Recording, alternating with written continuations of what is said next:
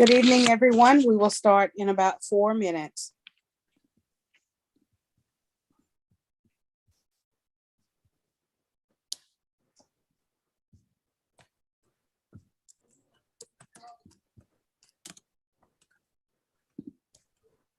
And good evening, everyone. This is Larry Pasca. I invite you, if you're looking at our Hrd delegate folder, to check out a special welcome video from Steering Committee Chair Carla Powell. While you're waiting, please do that, and we'll get started momentarily.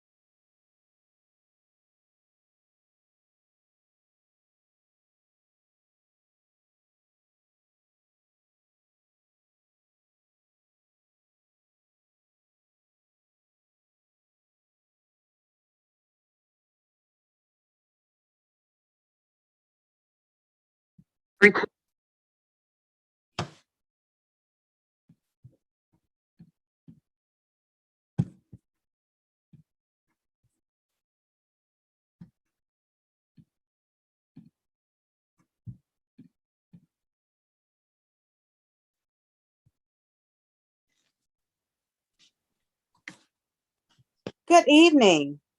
This is Carla Powell, and I am your House of Delegates Steering Committee Chairperson for the 2021 65th NCSS House of Delegates Assembly.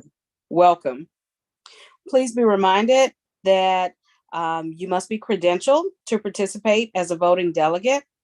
Also, to be on mute unless called to speak. The host will unmute a delegate when recognized. Also, don't forget that the Q&A or the question and answer portal will be used exclusively to seek recognition to speak in debate. Please do not enter any other items or information in the Q&A.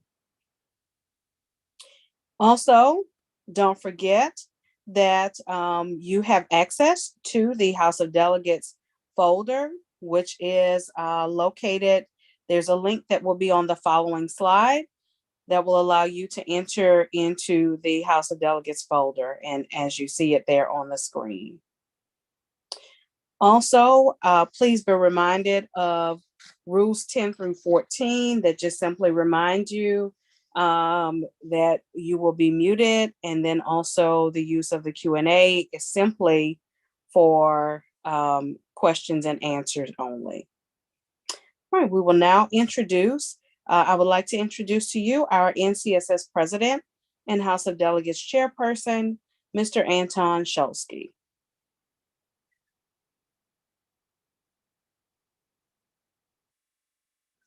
It helps if you unmute yourself. Good evening, everyone. Welcome to the 65th Annual House of Delegates meeting. My name is Anton Shulsky. I'm a social studies teacher from Colorado Springs, Colorado. I teach in the shadow of Pikes Peak, known to the Ute people as Taba or Sun Mountain, to the Arapaho as Hayotio or Long Mountain. And as a reminder, we join you from lands that were inhabited first by our First Nations and Native peoples. At this point, I would like for us to stand, please, as I am, and let us recite the Pledge of Allegiance. I pledge allegiance to the flag of the United States of America and to the republic for which it stands, one nation, under God, indivisible, with liberty and justice for all. Thank you. We just finished reciting the Pledge of Allegiance that concluded with the words, "and justice for all." Those words are indeed difficult to speak on a day such as this, where there are many who feel that justice was not done for all. There are others who believe that we need to be trusting of a system, even when we are faced with a decision with which we may disagree. Regardless of how you may feel, I would ask that you please take a moment of silence and remember those who are no longer with us because of the violence that this country faces on a daily basis, including Joseph Rosenbaum, Anthony Huber, Michael Brown, Elijah McClain, Ahmaud Arbery, Breonna Taylor, Natasha McKenna, Jesse Hart, Gabby Petito, George Floyd.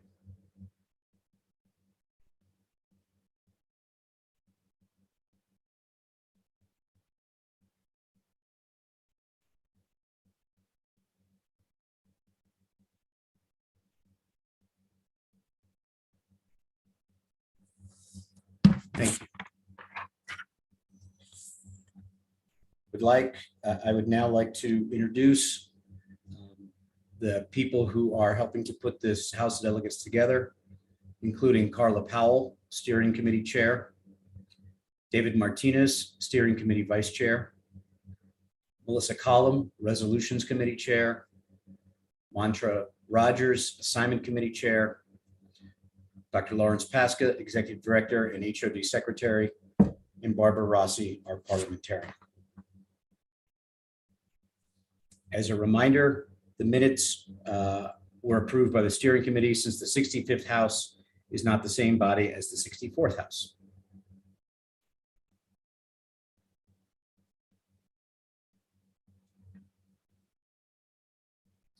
The agenda is found in the HOD manual on page 5. And the question is on the adoption of the agenda. Please access the Zoom poll to vote. Those in favor will vote yes. Those opposed will vote no.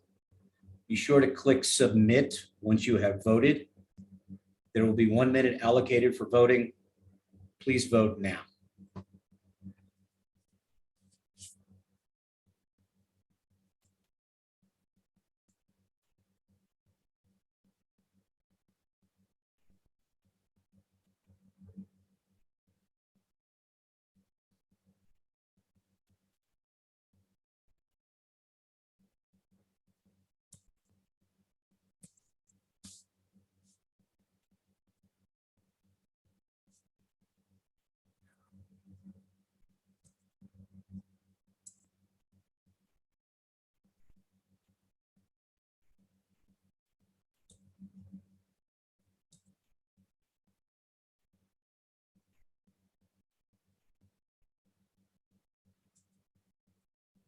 Give us a second. We will make sure we find that poll for you to vote. Hang on one moment, please.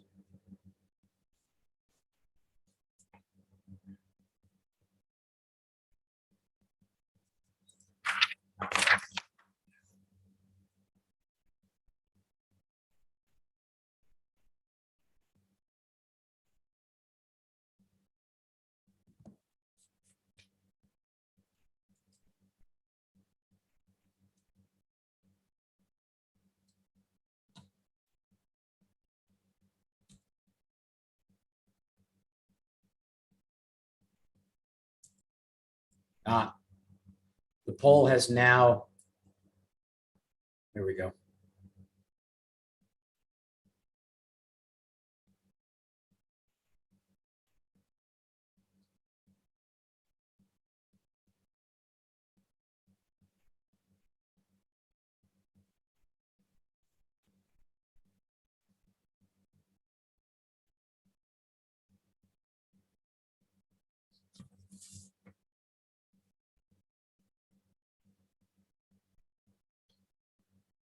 Those that haven't had the opportunity to vote.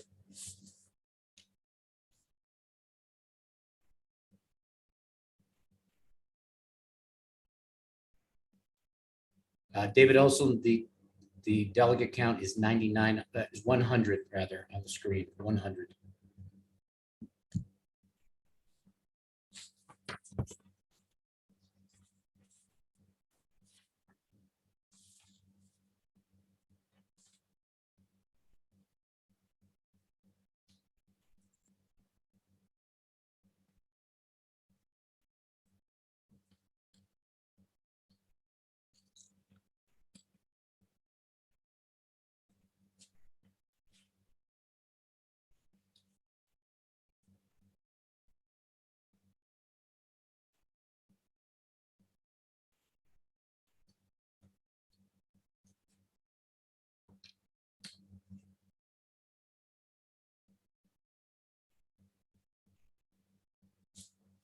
Larry, we have a count.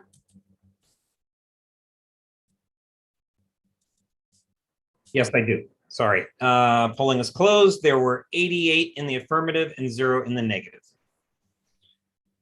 There being a majority in the affirmative, the agenda is adopted. Thank you all, and we will work through these polling issues as we go. The word from last year in HOD was grace. This year's word is flow. We will go with the flow as it presents it to us. At this time, I'd like to introduce David Olson from the Georgia Council of Social Studies, representing the, from the Credentials Committee. David? Well, I'm reading that on his behalf. According to David, the delegate count is 100.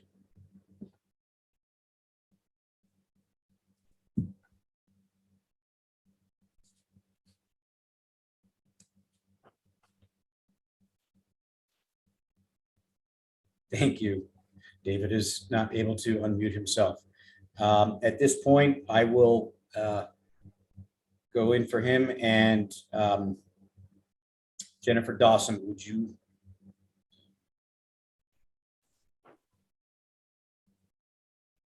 Oh, I'm sorry. On behalf of the Credentials Committee, he moves for the adoption of the Credentials Report. Question on the adoption of the Credentials Report, please access the Zoom poll to vote. Those in favor vote yes. Those opposed vote no. Click submit. 1 minute will be allocated for voting. Please vote now.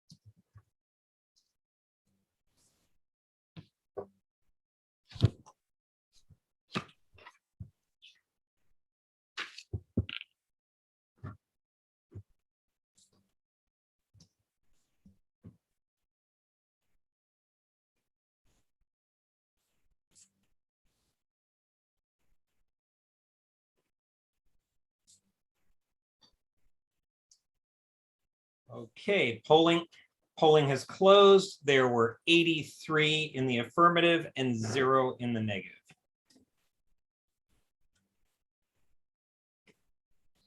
There being a majority in the affirmative, the Credential Report is adopted. At this point, I would recognize Carla Powell, Chair of the Steering Committee. Carla? Thank you.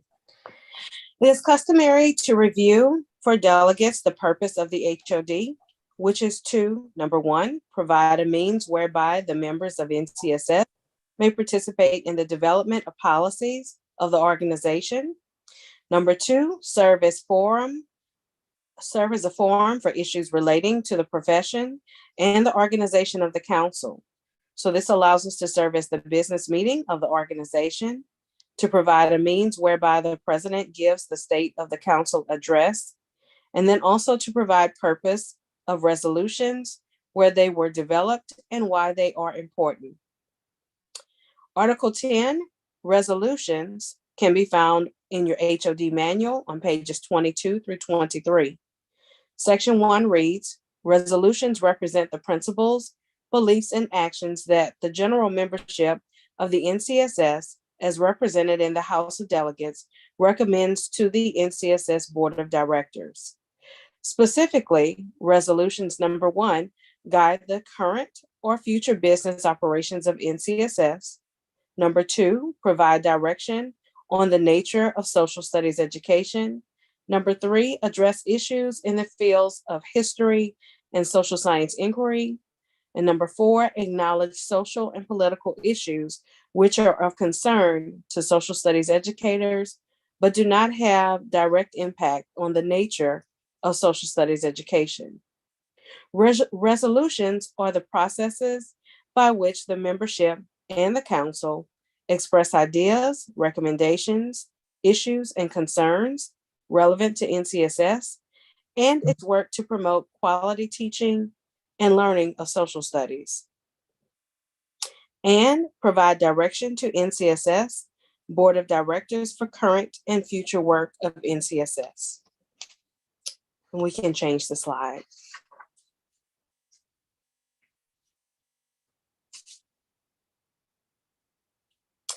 At this point, I would like to introduce the members of the 2021 HOD Steering Committee and extend a special note of gratitude for their time and commitment to making this meeting a smooth, informative, and engaging process. Okay, and Ms. Deborah, if you can change the slide for us.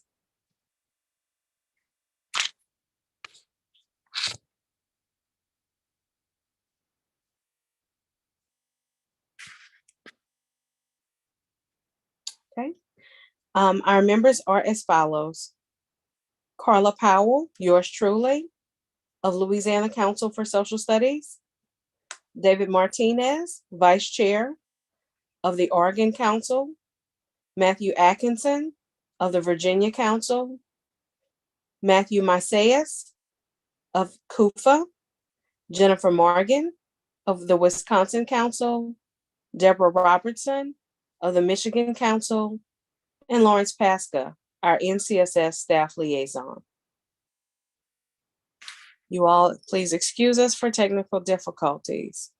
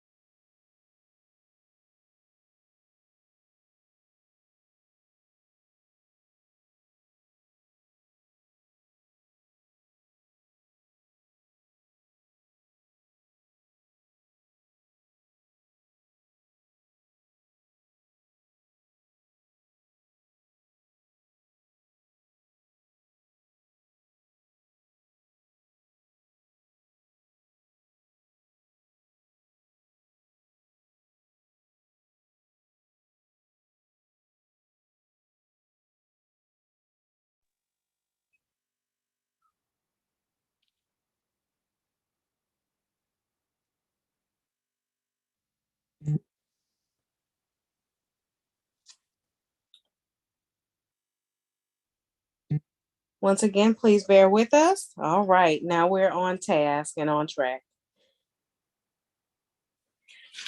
Okay. Now we'll move into the steering committee report. Resolutions passed last year can be found on page 42 through 59 in our HOD manual. The action and response of the Board of Directors is included within these text pages. I will now provide a brief report on the actions and accomplishments of the HOD Steering Committee. Feedback from the 64th HOD was analyzed and several recommendations will be implemented in future years upon our return to a face-to-face meeting and based on the comments of past delegates. In 2020, new rules to address a virtual HOD assembly were adopted by the steering committee and will be in place again this year. These rules are available for your review at any time in Article 11 of the HOD manual and in the HOD delegate folder. House of Delegates nominations to its committees should be submitted using the Google form for nominations by 7 p.m. Eastern Time today. Please note that the House of Delegates committee nomination form is in the HOD delegate folder. Eligibility for committees include the eligibility information is available in the delegate folder. Seated delegates of affiliated councils, associated groups, and communities are eligible for all HOD committees in compliance with eligibility requirements as defined in Article 6 of Section 6 through 12. Article 6, Section 6 states, no affiliated delegation, associated group, or community shall have more than one representative elected by the House on any one committee. No one from an affiliated delegation, associated group, or community shall succeed a person from that delegation on any one committee, even if that person was appointed. Candidates must be listed and seated as a delegate for the affiliated delegation, associated group, or community from which they are nominated. To avoid conflict of interest, current NCSS board members are not allowed to run for an HOD committee until their term on the NCSS Board of Directors has ended. Any member of the steering, resolutions, or assignment committees who is unable to fulfill their obligations required of committee members may be removed. The steering committee. Delegates will vote for 2 candidates. The top 2 candidates will serve 3-year terms starting July 2022. The Resolutions Committee. Delegates will vote for 2 candidates. The top 2 candidates will serve 3-year terms starting in July 2022. The Assignments Committee. Delegates will vote for 2 candidates. The top 2 candidates will serve 3-year terms starting in July 2022. Please submit nominations on the Google form in your delegate folder. Nominations are due at 7 p.m. Eastern Time. As the time approaches, a member of the steering committee will announce that the nominations are due. Matthew Atkinson will monitor and coordinate the nominations received for presentation later in HOD. We may not stop the meeting to make this announcement. The steering and credentials committees will verify eligibility of nominees and create an online ballot. Voting should be completed by 5 p.m. Eastern Time tomorrow, Saturday, November 20th, 2021. To be eligible to vote, delegates must be registered and certified for the HOD session. President Anton Schultzke will now present the State of the Council address.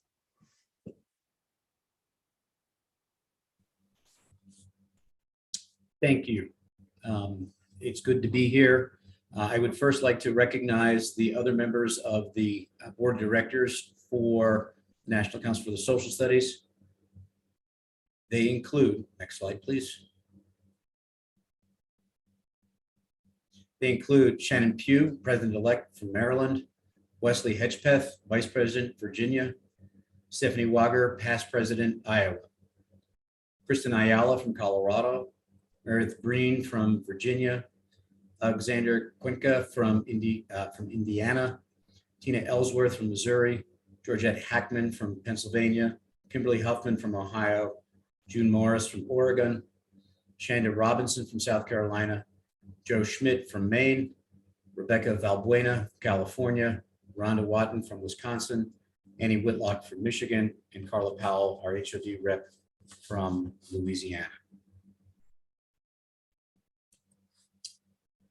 I'd like to welcome you all to the 65th Annual National Council for the Social Studies House Delegate Meeting. While we would all prefer to see each other and our smiling faces in a face-to-face setting, it is good to see you here this evening. The House of Delegates is where I had my start in NCSS leadership. In 2008, in the House of Delegates meeting, I was attending as a member of the Connecticut Council, Canada community. I was sitting next to the Colorado Council for the Social Studies, and former NCSS President Peggy Altoff nudged me and said, "You need to run for one of the House committees." I ran for and was fortunately elected to the steering committee, and that began my role as an NCSS leader over the past number of years. I'm forever grateful for the opportunity to have served not only in the House, but also in roles on the board, and now as president of NCSS for the 2021-22 school year. I believe that the House of Delegates is one of the most important functions of the membership for NCSS. The House is the heart, soul, and voice of NCSS. The House is the democratic institution within our organization. As such, and we all know that democracy can be, and in fact usually is, a rather messy affair, the HOD meetings can be, let's just say they can be rather interesting and informative. That is what makes what happens in the House critical for NCSS, even though it can be raucous and unpredictable. However, the resolutions that are debated, sometimes defeated, sometimes passed with additional amendments, help to set the direction for NCSS. Resolutions have been passed regarding the inclusion of underrepresented groups, topics within social studies classes, and most importantly, topics that go beyond the social studies classroom, including immigration, voting, and particularly in these times, academic freedom. These debates and resolutions represent the principles of the organization, and most importantly, the principles of its members. I'm reminded that in these difficult times, like the ones we are facing in social studies today, that NCSS has often directed by the House of Delegates, has stepped up to support professionals in classrooms everywhere. The nature of teaching controversial topics has long been a part of social studies education. Whose stories are told, what sources should be used, what topics our students should learn, have always provided challenges for social studies educators and students for many years. Today is no different. Now, there are times when the past does seek to instruct us on the present. In the May 1951 issue of Social Education, the Committee on Academic Freedom published 4 essential freedoms to learn and 10 principles to follow in the study of controversial issues. A quick look at our past should help inform not only our present, but guide our future. Among those 4 essential freedoms to learn included the right to study significant issues, the right to access publications that have significant bearing on those issues, the right to study all sides of an issue free from compulsion, and the right to reach and express an opinion that is different from others in the classroom. Think of the power that those statements have regarding what our students and teachers were doing at a time when discussion of controversial issues, such as communism, were often seen as being detrimental to the American way of life. This was the 1950s, the height of McCarthyism. The Red Scare was across the country. Teachers often had to sign loyalty oaths before they were allowed to teach in most schools across the country. Yet here, our organization, NCSS, was standing firm in support of educators and, most importantly, students to study and discuss the most significant and controversial issues of the day. Among the 10 principles to follow in the study of controversial issues were to present or to permit the presentation of significant current questions by the class, to help students obtain an adequate quantity and variety of materials representing all sides of the question, to help students form their own working questions, pursuit of which would lead to greater understanding of the problems, to call attention to the case for unpopular causes, if necessary, to assure a well-rounded consideration of that question. And then finally, to help students distinguish between fact and fiction, to form their opinions from the available facts rather than to look for facts to support a preconceived opinion. To me, it is apparent that NCSS has held these views towards academic freedom for quite some time. It is, I believe, often instructive that as an organization looks forward, we also take a moment to look backwards and to understand just how much things have, and in some cases have not changed over the course of many years. The House itself has changed and grown over the years. My first time in the House in 2008 was the first time that associated groups and communities were given full voting status in the House. I am forever grateful for that opportunity. As we enter our second century as an organization, NCSS and the House of Delegates will continue to change with the times. Ultimately, that change will further and strengthen the power of the House to use its voice in solidarity in social studies. Thank you one and all for your service to the House, to NCSS. It is now my pleasure to introduce the person who is leading the staff at NCSS, the staff that had to change an entire conference from being in person to online in just 3 short months. Not as easy a task as it sounds. Dr. Lawrence Pasca, Executive Director of NCSS.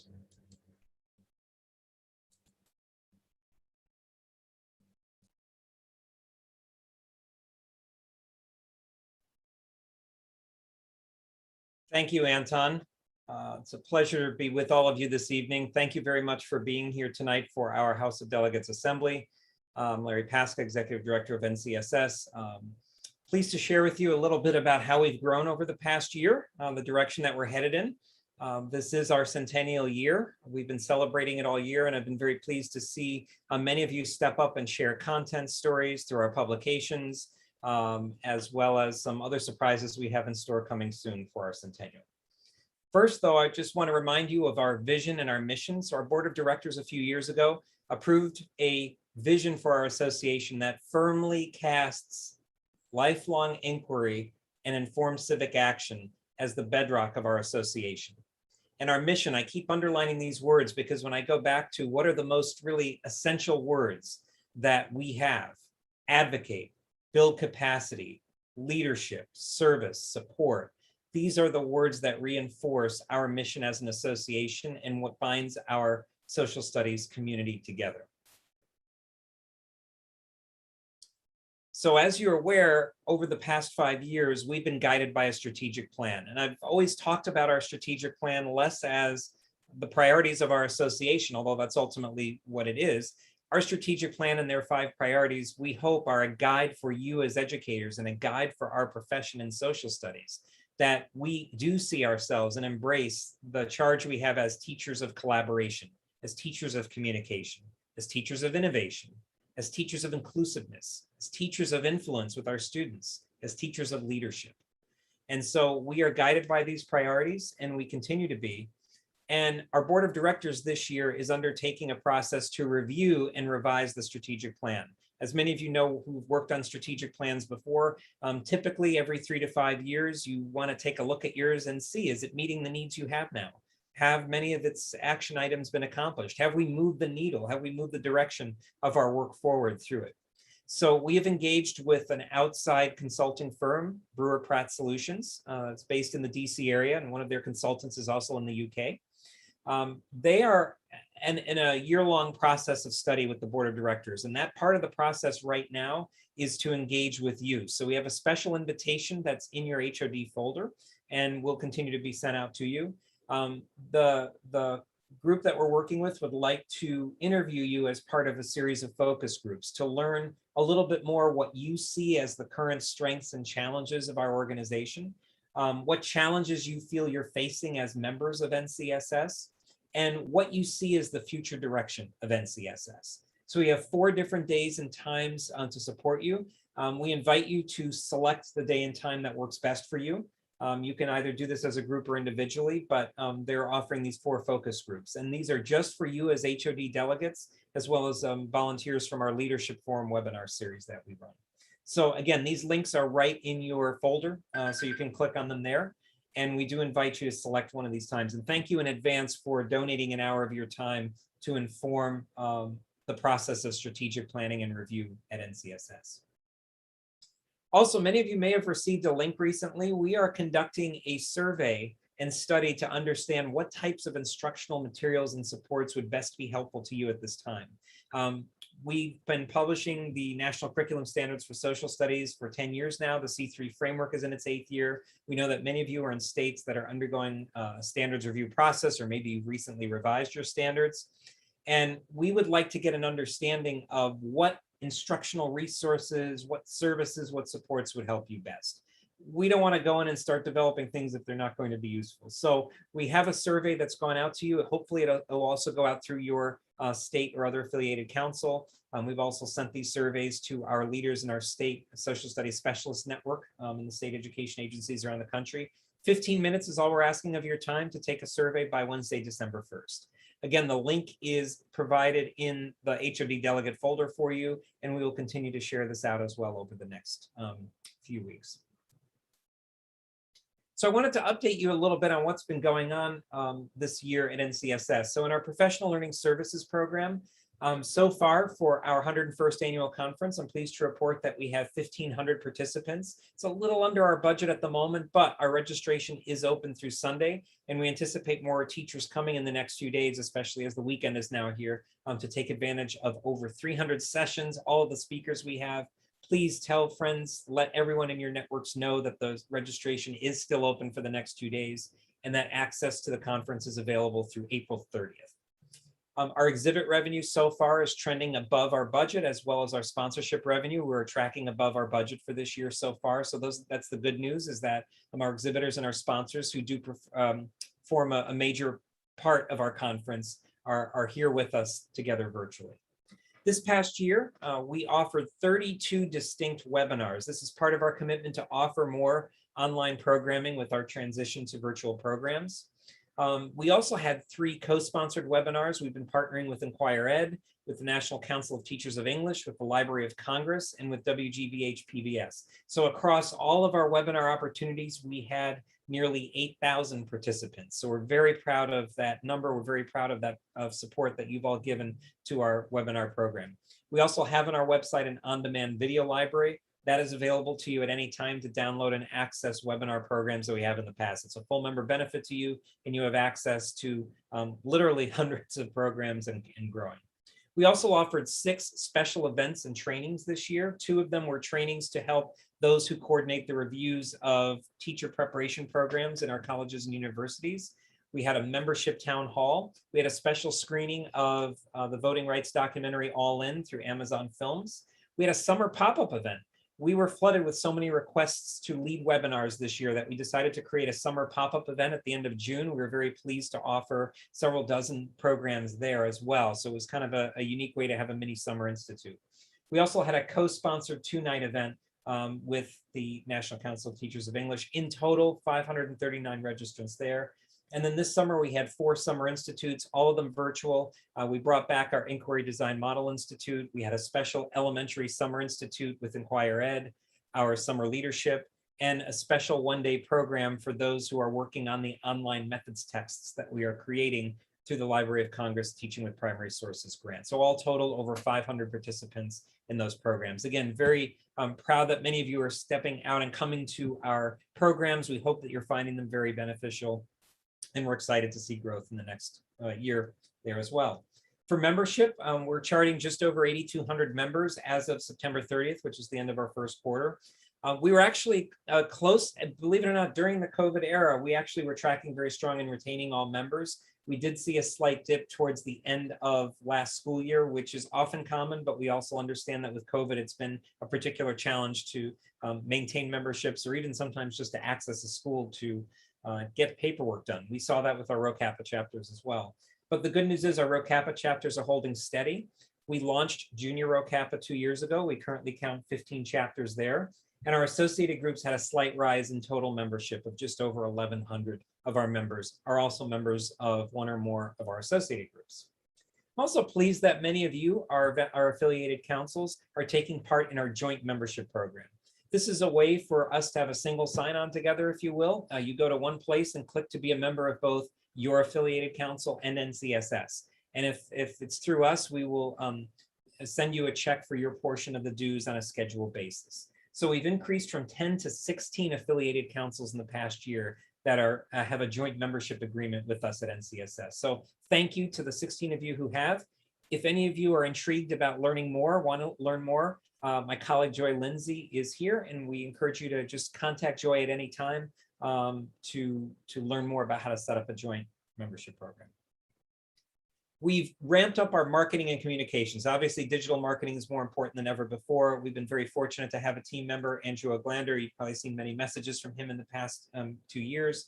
We've recently created a new e-newsletter just for all of our leadership groups called the NCSS Leader. It has more video-rich content in it. That comes out monthly. We have conference marketing toolkits that we now send out to all of our affiliated councils. We're pleased that we are ready to launch our first Rho Kappa scholarship this spring. Although these have been challenging times for social studies educators, we are humbled that the media has come our way. And so Anton and I and others in this association have been contacted by outlets like USA Today, the Washington Post, Christian Science Monitor, among many others, NPR. And we've been talking a lot about not just the critical importance of social studies, but discussing why the divisive concepts bills, for example, the anti-critical race theory discussions, are not just harmful to kids and teachers, but don't make sense in a landscape to us where social studies has not been properly taught K-12. And so we're working hard to reinforce that messaging. And we are active currently in 8 advocacy coalitions. We recently joined a coalition called the Business Continuity Coalition. That's to help support nonprofit associations like ours during the pandemic to ensure that we have appropriate risk insurance coverage and are able to continue our operations. We also joined the Title IV-A coalition this summer. That enables us to work with over 100 other education and related nonprofit organizations to support the proper use of Title IV-A dollars in schools. And we are part of the core well-rounded learning group where we advocate for those funds.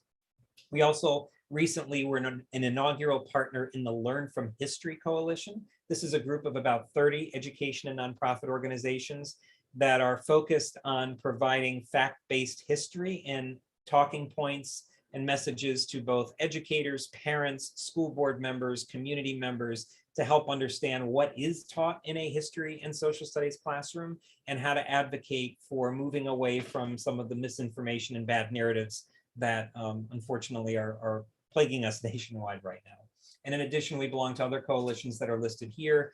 And we continue to share updates with them, and I meet with most of these groups on a weekly or bi-weekly basis. Publications and resources, we're about to release a new bulletin, our first ebook, Teaching Environmental Issues in the Social Studies. Please look for that soon. I am pleased to report our subscriptions hold steady. We're working right now on implementing recommendations from a publications task force that concluded last year. The first recommendation is to update our publications manual. And in administration, our new website, which launched last year, has had about 36% increase in page views over the year before. We have refreshed our connected website to make sure that all of our operations committees have an active presence where they can post and share agendas, meeting information, and connect with each other. We're also pleased to have partnered with the early childhood and elementary education community to develop a searchable index of notable social studies trade books going from 2000 to 2019, and we anticipate 2019. We anticipate updating that on socialstudies.org over time as well. So now I get to the financial report. I'm looking at you, Carolyn, realizing I might be running slightly behind. So I will just share that, I guess when I time this, it's only because we're working hard. There's a lot of work happening here at NCSS. It's all because of you that we're able to provide these programs and services. So we hope they're beneficial, and we always seek your feedback to make sure that they're meeting your needs as an educator. Taking a look at our financial report, our budget for this year is one that I'm particularly proud of because this represents our positioning the association to rely a little less heavily on annual conference registration and annual conference attendance and more fully on other sources of revenue. So we've moved from the annual conference being close to half of our total revenue projection to just over a third. We're at about 38% of our total budget is through conference. We've started to expand programs and other revenues. This year, we were the recipient of a $250,000 grant to support our research project in looking at social studies standards and instructional supports we can provide. We are the continued recipient of a Library of Congress Teaching with Primary Sources grant. That is a total of nearly $900,000 over 3 years. So we are in the last year of that grant. Those types of contributions and other supports are what will enable us to grow our programs beyond our current offerings. Membership is about 10% of our budget. I'm sorry, 16% of our budget. Publications is about just under 10%. We are anticipating revising our anticipated budget for this year based on our performance by Q2. We did build our budget on an assumption of this conference being in person in Minneapolis. So we are going to reforecast that budget based on the returns that we have through the virtual conference. Our expenses, we work hard to keep our administrative expenses and operational expenses as low as possible to provide maximum support for programs. So our personnel costs are roughly about a third of our budget. General operating expenses are about a quarter of our budget. Because we are not in person, the expenses for managing the annual conference goes to about 20% of our overall budget. Normally, it's much higher. It's about a third or more of our overall budget.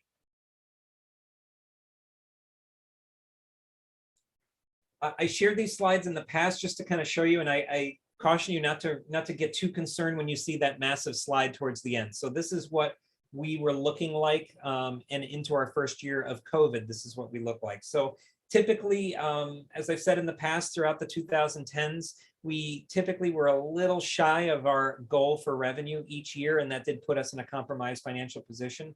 The last 3 years, we've been able to earn more revenue than we budgeted. And last year, we did anticipate a significant decrease of over 30% in revenue because of COVID. However, we also anticipated that the expenses for managing a virtual conference would be less. So I am pleased to report that as of now in our financial statements were just audited and reviewed and approved by the board this week, that we did end last year with revenue exceeding our budget. Very proud of everyone involved, our board, our staff, everyone here at this association for helping to manage these funds very carefully. That enabled us to be very solvent at a time of great uncertainty. We were the recipients of 2 Paycheck Protection Program loans.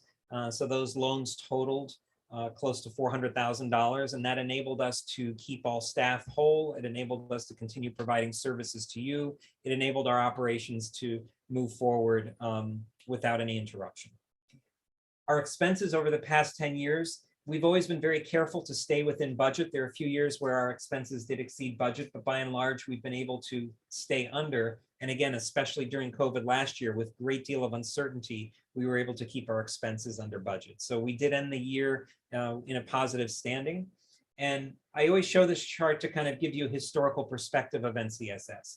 What net assets mean is that at the end of a year, if we closed on June 30th, this is how much money the association would either have or have spent.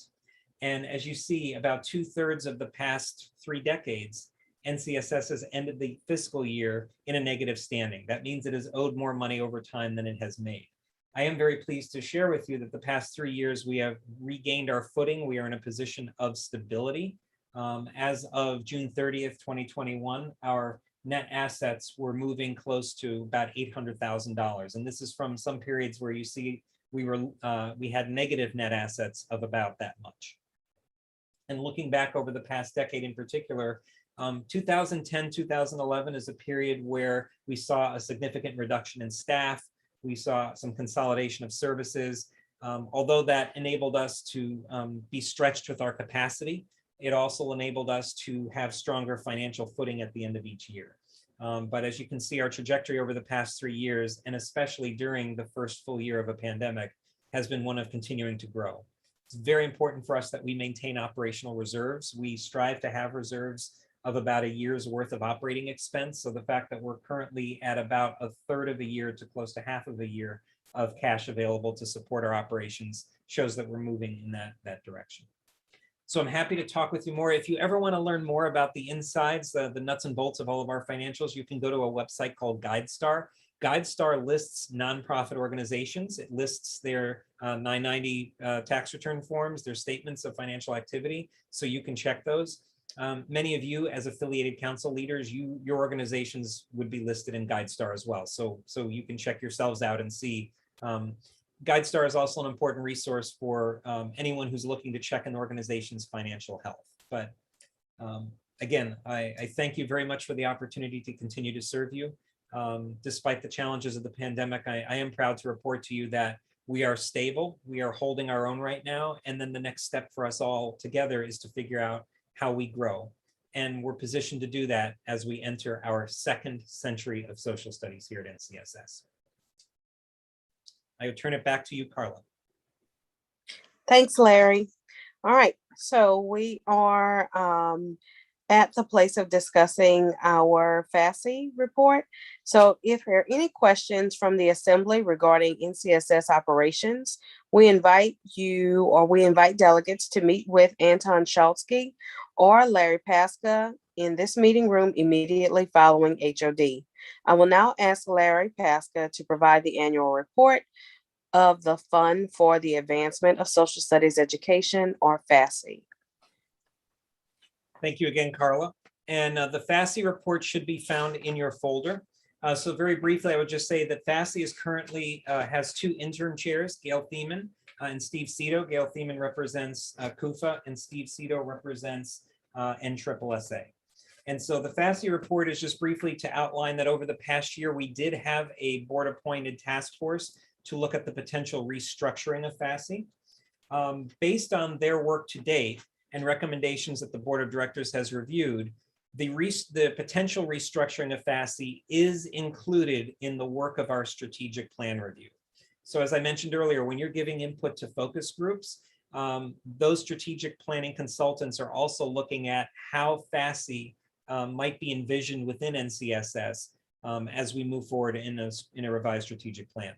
Part of that's important because as you see in the financial statement, Fafsa, thanks to strong investments over the past year, as you know, the stock market did very well, so our investment accounts overall grew significantly. Fafsa is seeing an increase in contributions through investments. There have been some minor contributions as well throughout the year.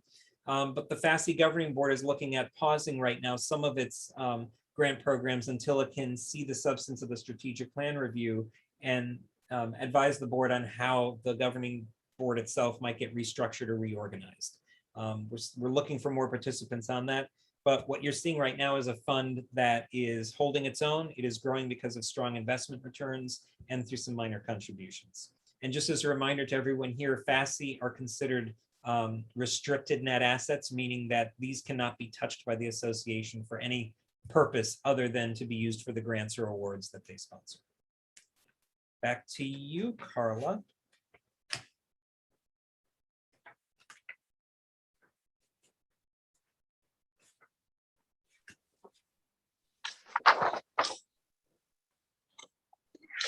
Okay. We are now to the place where we will recognize our gold and our silver star councils. Larry Pasca will acknowledge affiliated councils in alphabetical order. All right. And so this is always a proud moment for us. I know it is for many of you as well each year. We're very pleased to recognize gold and silver star winners for this year. So our gold star councils meet at least 8 of 9 criteria that you see here on screen. Our silver star councils meet at least 7 of 9 criteria. We're always thrilled that so many of you as affiliates work really hard each year to be advocates in the profession, to have 100% of your officers be members of us at NCSS, to work together on joint membership, to affiliate on time and actively and to actively participate in our programs. So all of you are to be celebrated, and those of you who seek this designation in the future or would like to know more information, please reach out to Joy Lindsay or myself, and we're happy to walk you through the process and just help you be the best council you can be in your state. So at this time, I'd like to recognize the South Carolina Council for the Social Studies as our Silver Star Council awardee for this year.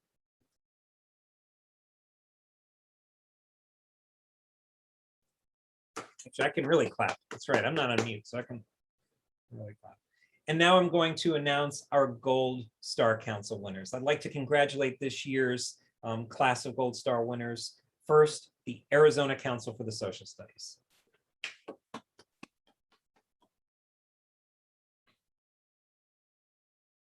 The Connecticut Council for the Social Studies.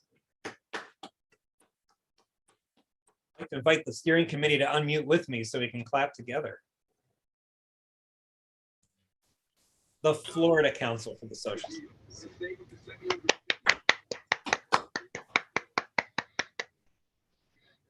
The Iowa Council for the Social Studies.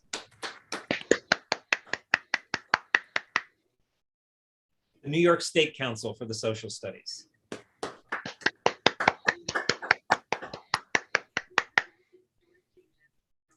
The Association of Teachers of Social Studies, United Federation of Teachers, New York City.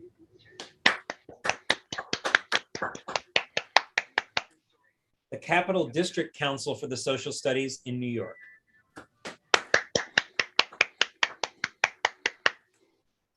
The Minnesota Council for the Social Studies.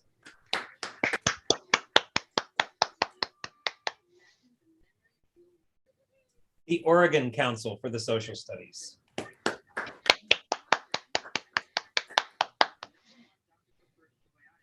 The Tennessee Council for the Social Studies.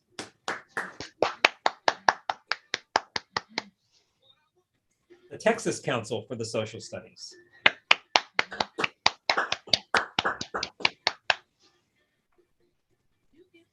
And the Wisconsin Council for the Social Studies.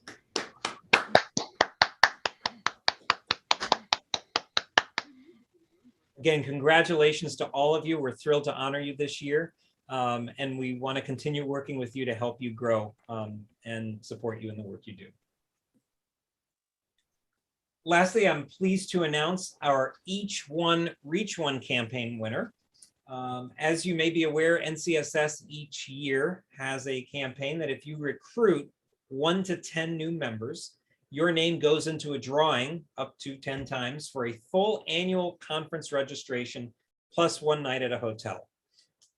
I think the hotel might be a little easier to have done this year. It might be your bedroom or wherever you are currently viewing the conference, but nevertheless, we still honor you with the conference registration. And if you recruit 11 or more new members, your name goes into a drawing that also includes 2 airline tickets anywhere in the US. And I know we're going to be using those as we get back together online. So we want to thank you to our 3 sponsors this year, Charlene Bustos, Brad Maguth, and Dean Vesperman.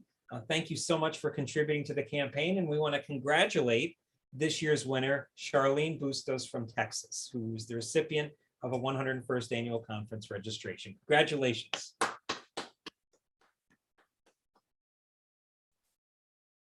And again, more details on this program, please reach out to me, reach out to Joy Lindsay directly if you'd like to participate next year. All right, with that said, that's my report. And Carla, I'll turn it back to you. Okay, thank you.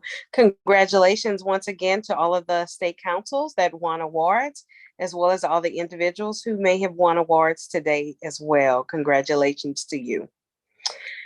I will now recognize the Assignments Committee Chair, Mantra Rogers, and members of the Assignments Committee.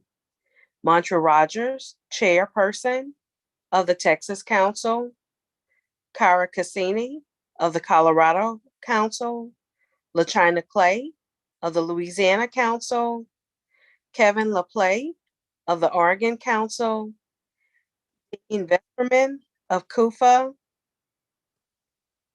and Ann Walker of the Virginia Council.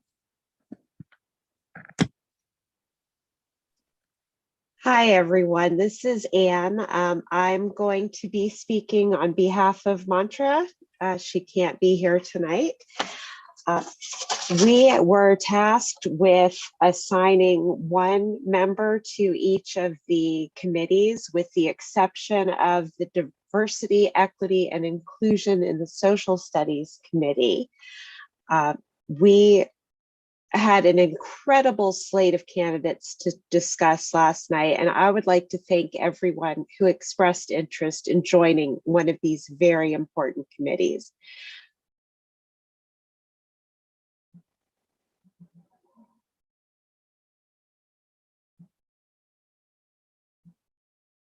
Okay, in the Diversity, Equity, and Inclusion in the Social Studies Committee, their purpose is to investigate and make recommendations to the Board of Directors on ways that NCSS can promote equitable, inclusive, anti-racist, and anti-bias practices, resources, and programs in social studies, and to review existing resources, position statements, and publications, and recommend necessary revisions.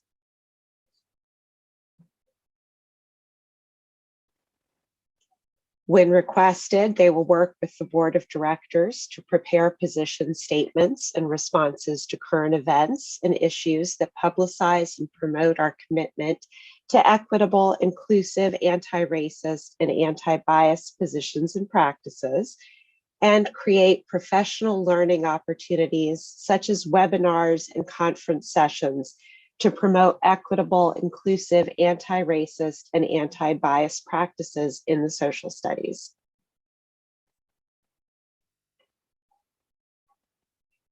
And our nominations or our approved members for Archives Committee, Charles Rodriguez.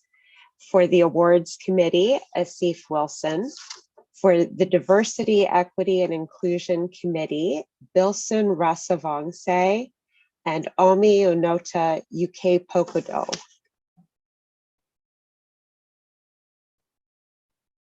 Government and Public Relations, Jeffrey Hinton.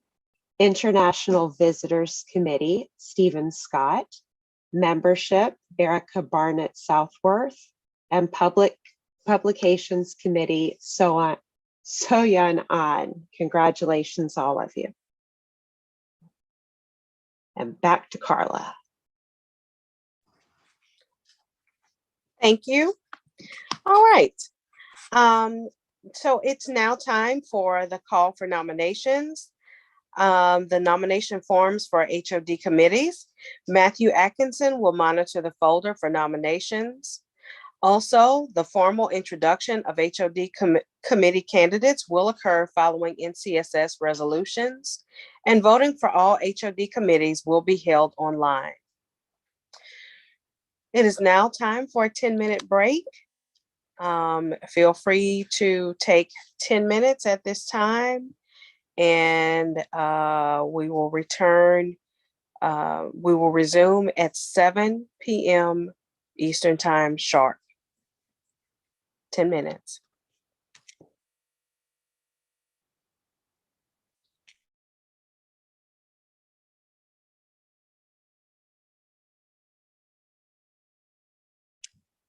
I'm assuming that that means it would be 7:08. Is this correct?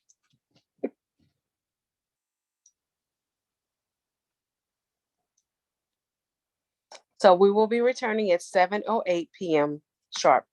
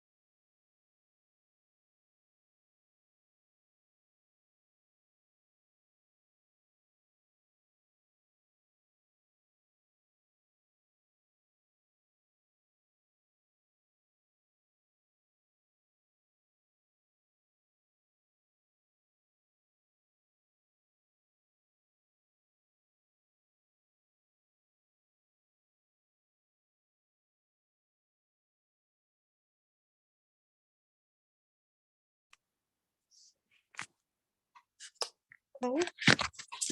We are returning to our assembly at this time. Returning to our assembly at this time. We are now collecting nomination forms for HOD committees. Matthew Atkinson will monitor the folder for nominations.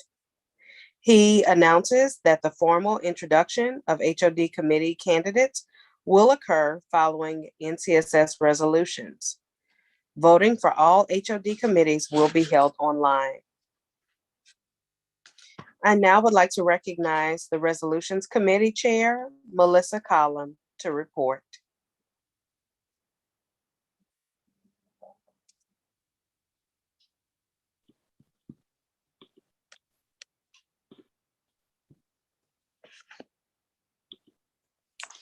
Thank you, Carla. I am Melissa Collum, the Chair of HOD Resolutions. I'd like to introduce my committee.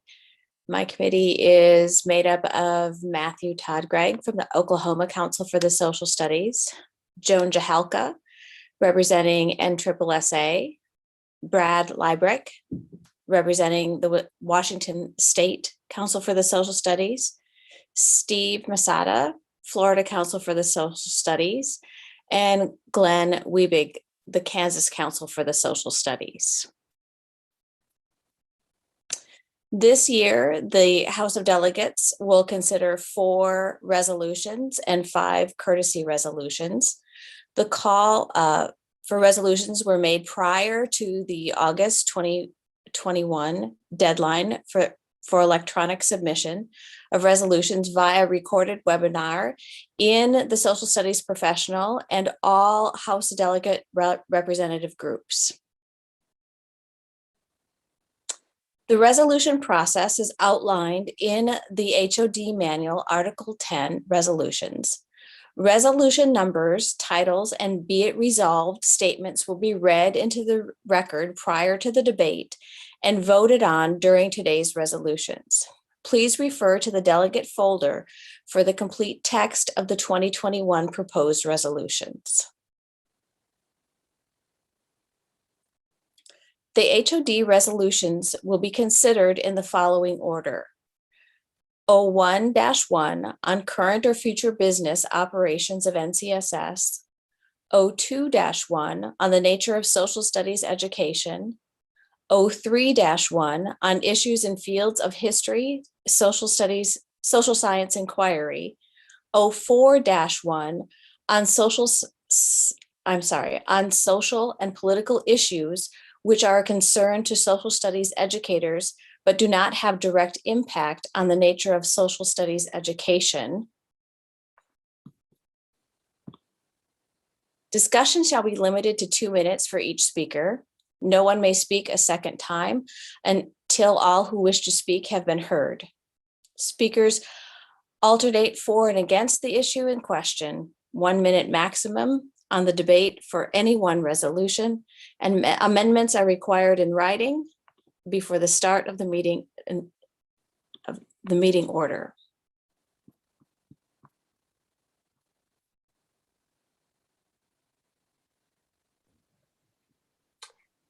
Okay. Prior to starting the resolutions debate, I would like to remind you guys of all of the rules, specifically rules 10 through 15 that can be found in your HOD manual. They would include section 10, a delegate intending to introduce a main motion under new business shall submit it in writing before the start of the business meeting using the Google form in the delegate folder. Section 11, a delegate requesting to speak shall click Q&A in the Zoom controls and enter name, identify the affiliated council, associated group, community, or office he or she represents and purpose for seeking recognition. Point of order, question, for, against, or motion. When recognized, the delegate shall state name, affiliation, and purpose. A queue of speakers is electronically established for each motion, and the queue will be cleared when the motion is disposed of. The HOD chair will alternate between those speaking for and against. Section 12, discussion shall be limited to 2 minutes for each speaker. No one may speak a second time until all who wish to speak have been heard. A 10-minute maximum has been set for each debatable main motion or resolution, and any secondary motions will be included within that time limit. Section 13, the method of voting shall be announced by the HOD chair. Ballot votes shall be taken electronically by Zoom polling. The HOD chair shall announce the number of delegates voting on each side and the result. Section 14, members shall not record any portion of the HOD meeting, take screenshots or photos of presentations or slides, or post or share on the internet. Okay, I believe that, Melissa, have you read the rules already? Okay, Yes. all right. So I will now turn the session over to Anton and Melissa. You guys may get started.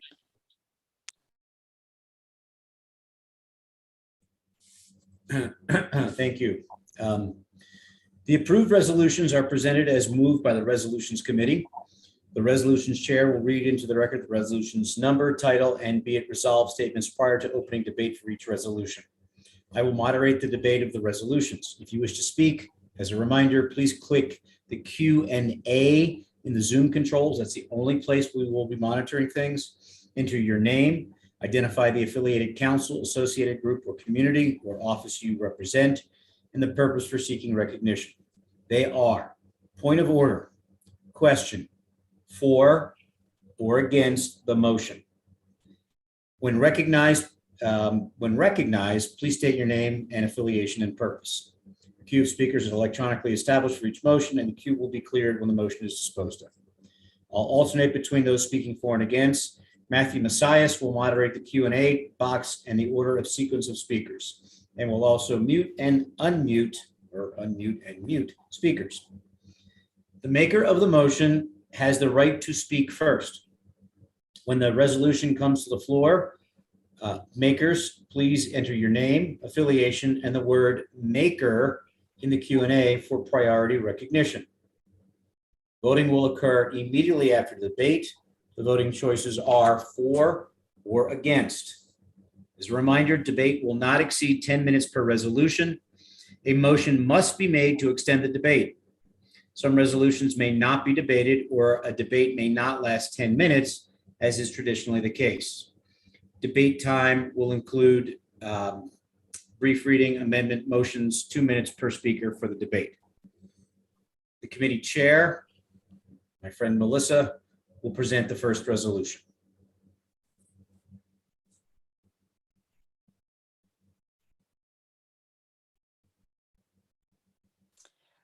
Resolution 210201, supporting global citizenship education for a sustainable world. Therefore, be it resolved that the National Council for the Social Study revise its position statement on global and international education in social studies to address the pressing global issues today and beyond, including issues related to sustainability, social justice, colonialism, xenophobia, and white supremacy. Be it further resolved, the National Council for the Social Studies prioritize global citizenship educational professional development and the support to educators, especially social studies educators, to be equipped with informational knowledge and resources to teach students the knowledge, skills, values, and attitudes to become critically conscious and engaged global citizens. Thank you, Melissa. Resolution number 21-02-01, as shown on the screen, is now open for the debate. If the maker of the motion wants to speak first, please enter the word maker when submitting your name in the Q&A.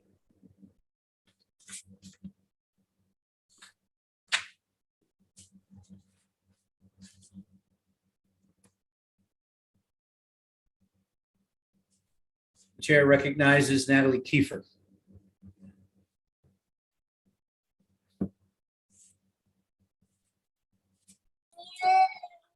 Hello, I hope you all can hear me. So, I have a child that just stubbed his toe in the background.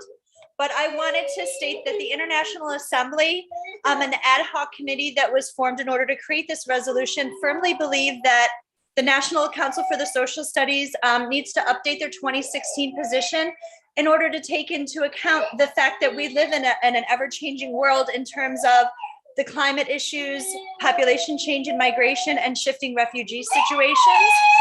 And furthermore, teachers and students really need to be prepared in order to be able to impart global citizenship education in a contemporary way in order to explore and to further our goals to increase social studies content, knowledge, skills, values, and attitudes so that students can become critically conscious, engaged global citizens and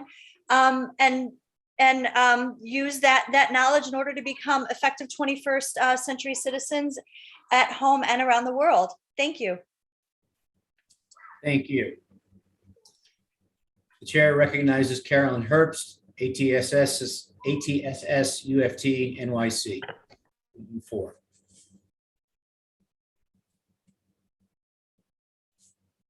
Okay. I am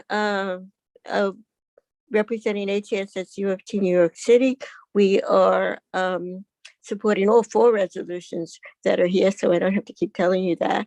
And one of the things that we noticed is we sort of saw all of these resolutions as mom and apple pie. We are a social studies organization. We need to show our support of social studies issues. Last year, we had a climate change resolution that ATSS UFT wrote, and this year we must expand it. Global is global, and one thing impinges upon another thing. And so NCSS should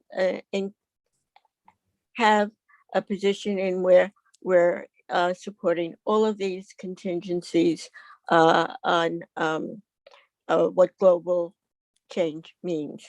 So I urge you support this resolution, and we hope this will show that NCSS is in line with a lot of very important things that are happening in issues in social studies. Thank you. Thank you, Carolyn. As a reminder, remember, those of you who wish to speak for or against, you have to put your requests in the Q&A box. Are there any further speakers? Is there any further discussion on the resolution?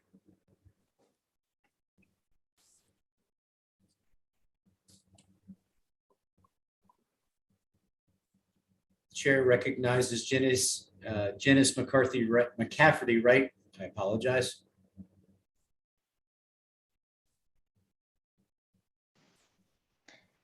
Thank you and greetings to everybody. I support this resolution. I currently teach the teachers and I'm here representing KUFA. I teach the teachers and all of the teachers who are entering my College of Education and who are of traditional age. These future educators have spent 100% of their lives living in a global war on terror, which overlapped entirely with the global education reform movement that has gutted their social studies educations. We need to especially double down on global education and pushing global education for their students and for them. So I support this resolution. Thank you.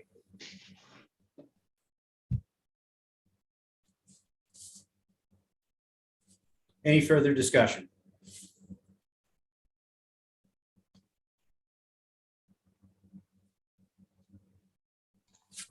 There are no further speakers. Thank you. Seeing none, the question is on the resolution 21-04-01. Those in favor vote for. Those opposed vote against. Please make sure you hit submit.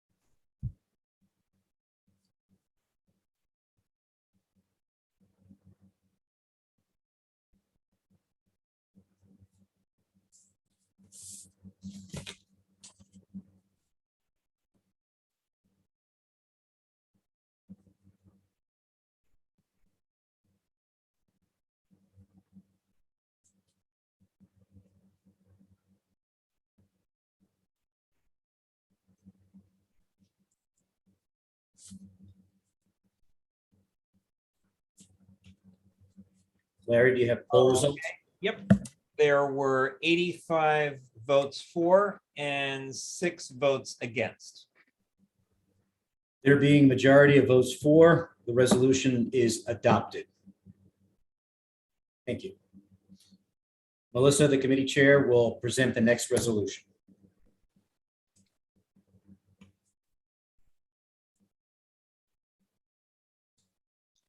The next resolution is 210401, condemning the restriction of teaching race and gender in state legislation. Now, therefore, be it resolved, NCSS should provide professional support for all teachers on the purpose and practice of anti-racist and anti-oppressive social studies instruction, design, and delivery. Therefore, be it resolved, NCSS should update the 2013 Academic Freedom and Social Studies teacher legislations.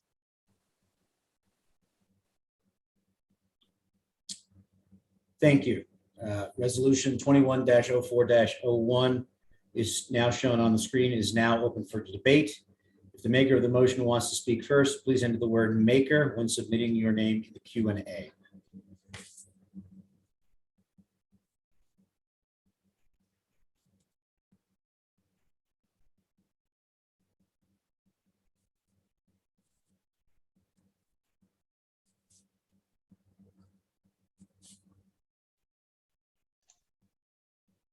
The maker has not put in his or her name.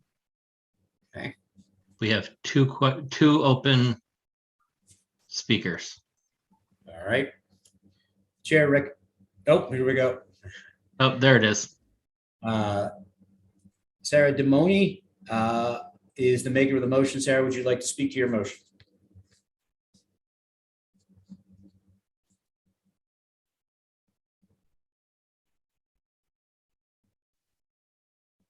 Yes, thank you. Says Sarah Demoni, a CUFA delegate speaking in support of this resolution. As social studies educators, we desire students to become critical thinkers who are engaged citizens for a democratic society. A primary function of teaching in a democracy is to teach students the truth with all its complexities. This means students need to be able to look at ways in which injustices have happened in our nation and states' histories and how those injustices have continued consequences today.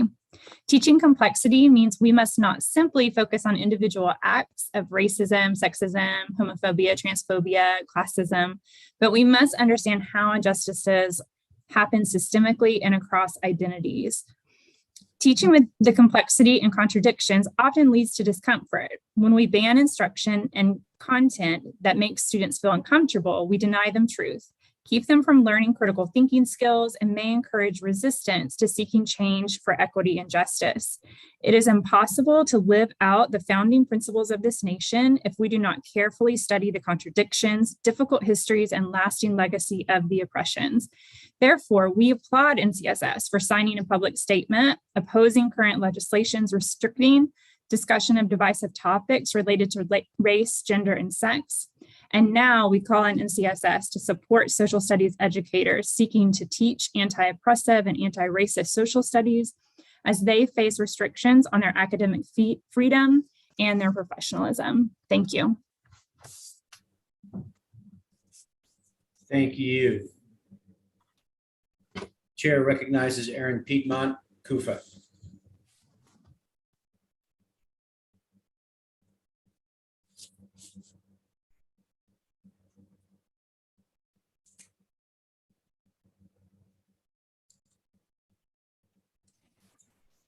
Hi there, my name is Aaron Piedmont.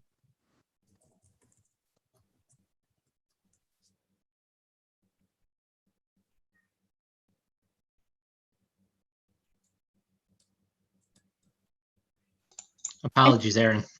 Okay, it just asked me to unmute again. Did you hear anything I just said? No, Aaron, I accidentally muted you a second time. I apologize. All right, my name is Aaron Piedmont. I'm representing CUFA and I'm a teacher educator. I support this resolution because at the core of social studies education is our responsibility to prepare citizens who are equipped to have informed discussions about controversial issues if they are ever to begin solving them, citizens with sociopolitical consciousness who are able to think critically about how racism has impacted and still impacts our institutions today if they are ever to eradicate it. I support this resolution because our teachers need to be prepared to teach truthful, inclusive histories with the intent to make society more just. They need to be prepared to engage their young students in discussions that might at times include conflict and competing perspectives, as this is the essence of living in a multicultural democracy. I compel the NCSS to support the resolution as well. Thank you.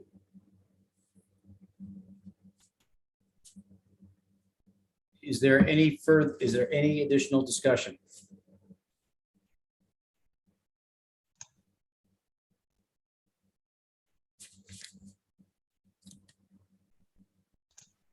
Tina Ellsworth, you're recognized with a question.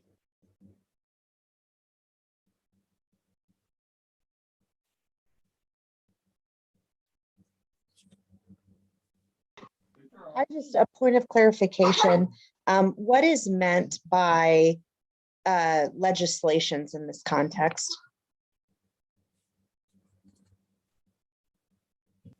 If the maker would address that, please.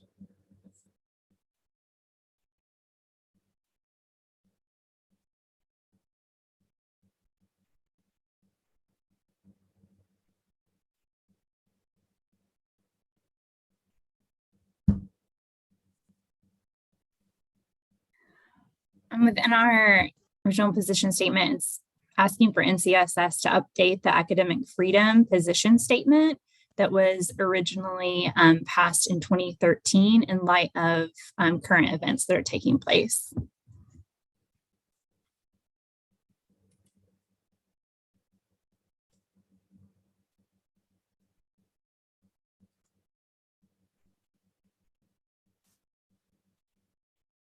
The chair recognizes Chris Buckley, Human Rights Education Community.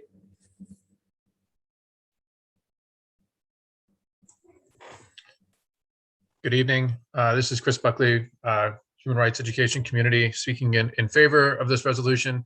Just briefly wanted to state that I think the passing of this resolution would be a strong message to social studies teachers across the country who are looking for support in the teaching of things that are both diverse and slightly controversial in their nature.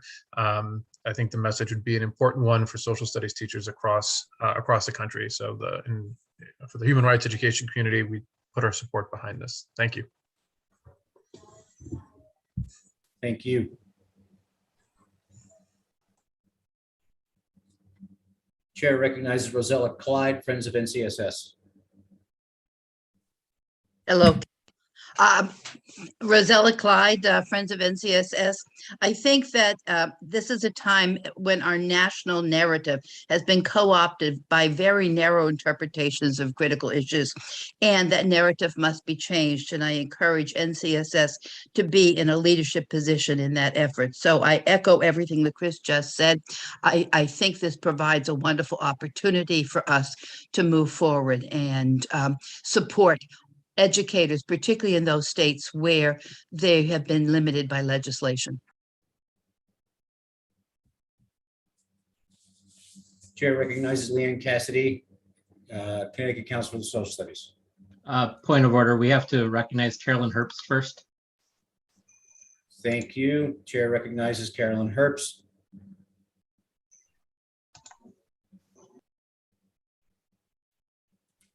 Okay. New York City wholly supports this resolution. You cannot teach social studies without teaching issues. I mean, it's an issue-oriented curriculum. It's an issue-oriented discipline. Everybody so far has spoken about that. I want to add something else. If you look at the requirements to be Gold or Silver Star Council, you will see it includes diversity and recruitment of diverse people in your council. Well, this is something that is supported by people of color. How can you say this is important to be a Gold or Silver Star Council and not have a resolution that would be supported by people of color? We have to put our mouth where we say we're putting our mouth. And I urge you to support this.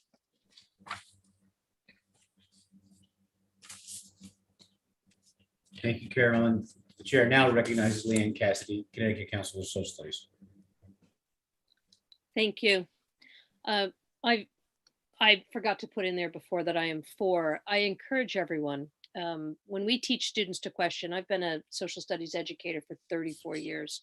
We want them to dig deeper, to critically analyze and take informed action.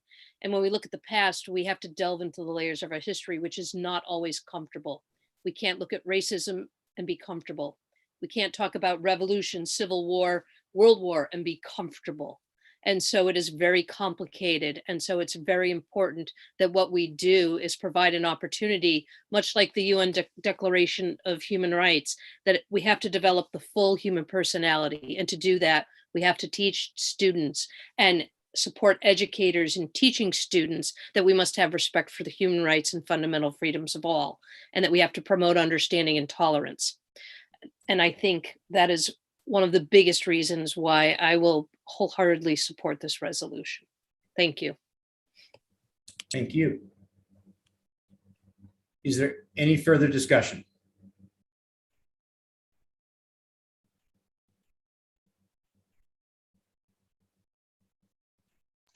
There are no further questions.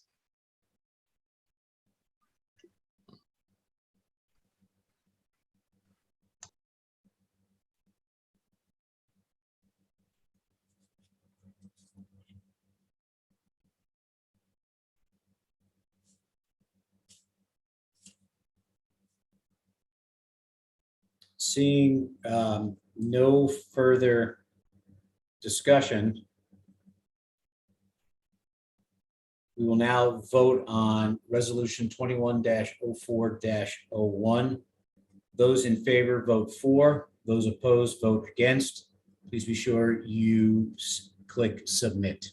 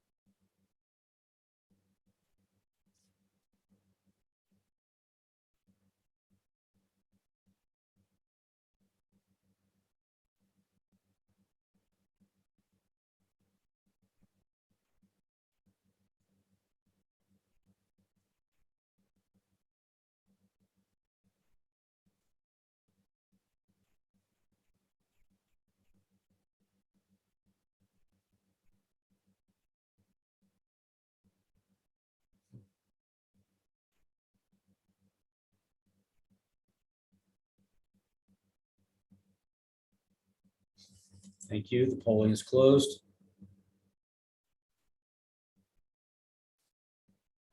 Okay. Second here.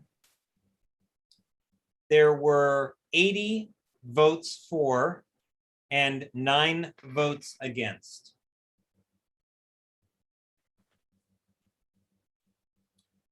There being a majority of votes for, the resolution is adopted. Committee chair will present the next resolution.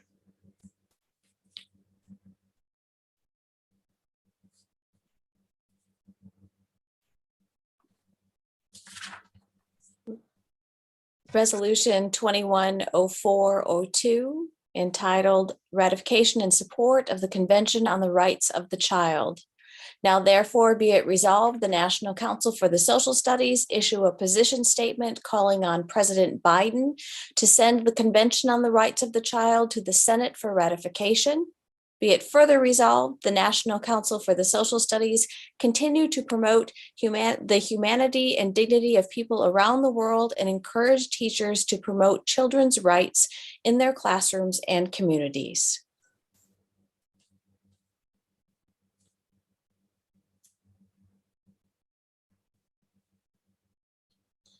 Thank you. Resolution 2021-04-02 is now open for the debate. The maker of the motion wishes to speak first, and I see that as Janice McCafferty Wright. I apologize again. Well done. I'm Janice McCafferty Wright.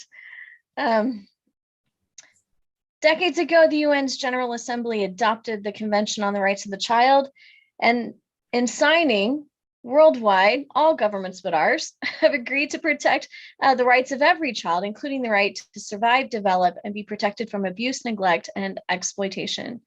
Although our U.S. Ambassador to the United Nations, Madeleine Albright, signed the treaty, every president since has failed to send it to the Senate for ratification. And we're now at the first NCSS conference with a new administration. And it's entirely consistent with NCSS's goals and directives to be good citizens in a global community and to call for this new administration to send the treaty to the Senate for ratification. We should also support and address the Convention on the Rights of the Child in our schools and in our communities. This is especially true given that the NCSS calls on educators to expand upon their social studies knowledge, inquiry skills, civic dispositions to advance social justice and promote human rights through informed action in schools and/or communities. Thank you. Thank you. Chair recognizes Carolyn Herbst, ATSS, UFT, New York City, speaking for. Okay, New York City supports this resolution. We teach children. We have to support children. This is something we have a long history of doing. We've had resolutions on the treatment of children at the border. When we've discussed the problem of people trying to enter the United States, and we have to continue around the world to support children. We want children to be supported here, and we want children to be supported around the world. I urge you to vote yes on this resolution. Thank you. Chair recognizes Chris Buckley, Human Rights Education Community, for.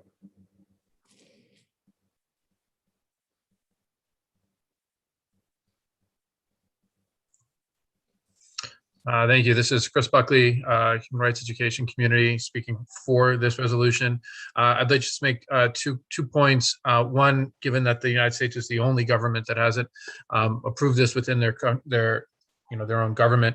Article 42 indicates that all people of the CRC indicates that all people should be aware of these rights, and therefore that put it directly in alignment with our missions here. So given that it's directly written into what the CRC indicates, this is something I think that the social studies community should be supporting. Also, I'd just like to make a point that earlier this fall, the human rights community posted a new position statement that's on the NCSS website for human rights education, aligning itself with this kind of thing. And so sending it forward, would be a positive step in the direction of supporting the kids that are sitting in our classrooms. Thank you very much. Thank you. Is there any further discussion?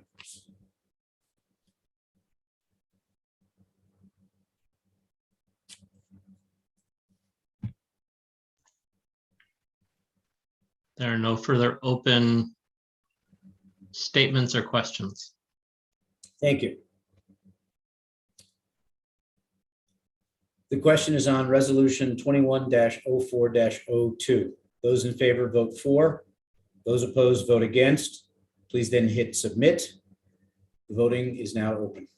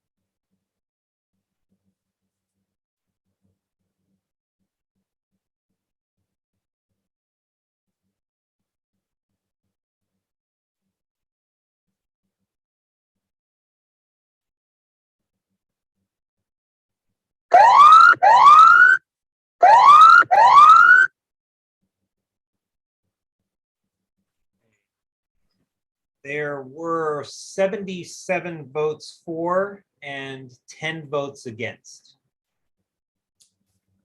There being a majority of votes for, the resolution is adopted. Will the committee chair please present the next resolution? Resolution number 2104-3, support for voting rights. Now therefore be it resolved, the National Council for the Social Studies issue a statement in support for the People Act and the John Lewis Voting Rights Advancement Act, call on the Senate to pass the For the People Act. Be it further resolved, NCSS provide K-12 professional development on teaching the continued history of voter suppression and teaching for voting rights.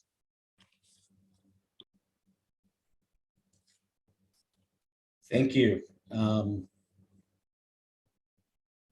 If the maker of the resolution 21-04-03 is shown on the screen is now open for debate. I see the maker of the motion is going to speak first. The chair recognizes Stephanie Schroeder of KUFA.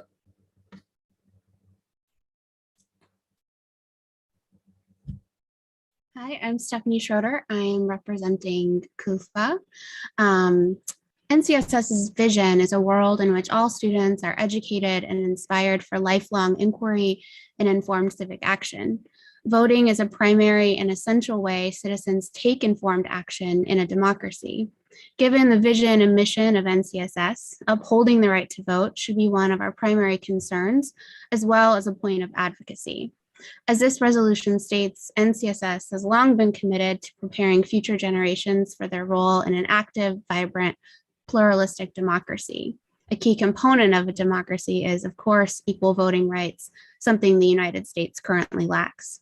Thus, we urge the House of Delegates to support this resolution to encourage NCSS to speak out in support of the For the People Act and the John Lewis Voting Rights Advancement Act, as well as to provide professional development for teaching the history of voter suppression and voting rights. Thank you. Thank you. The chair recognizes Carolyn Herbst, ATSS, UFT, New York City.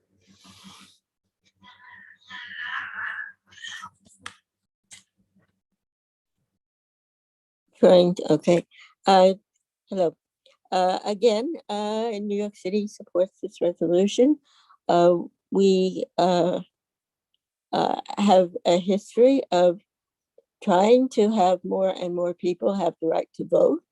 And we succeeded until very recently, where we had a Supreme Court decision or saying that we don't need voter right legislation anymore because we have equality. We certainly don't. And we are seeing the backlash now of voter suppression. Again, I'm going to call your attention to the fact that ATSS is looking for more diversity in our body. And certainly this is something that people of color are in support of, and we have to support them. Thank you. Vote for this resolution. Thank you, Carolyn. Is there any further discussion on the resolution?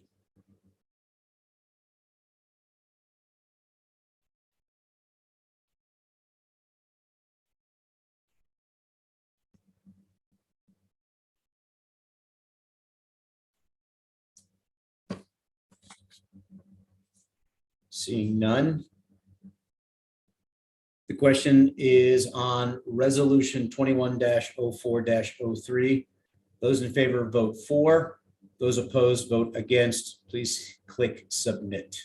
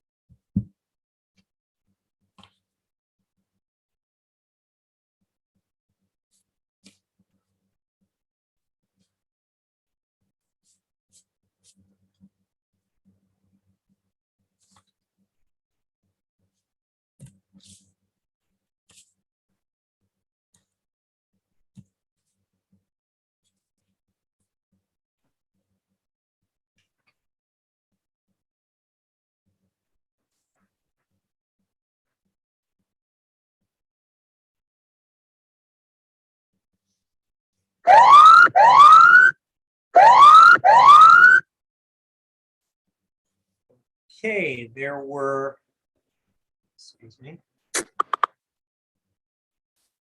Sorry, there were 81 votes for and 10 votes against.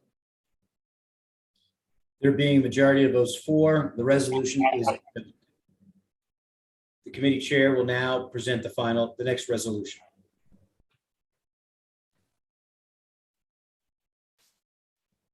Resolutions 210501 to 210505 are courtesy resolutions, and they will be read and voted on in a block.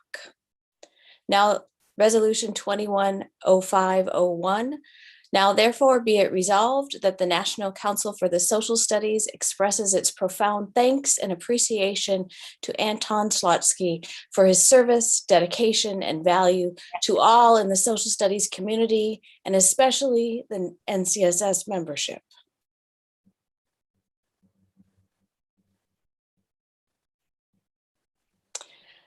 Resolution 210502. Now therefore be it resolved that the National Council for the Social Studies express its profound thanks and appreciation to the conference co-chair India Mizell, local arrangements co-chair Jessica Ellison, and the entire local arrangements committee and the Minnesota Council for the Social Studies.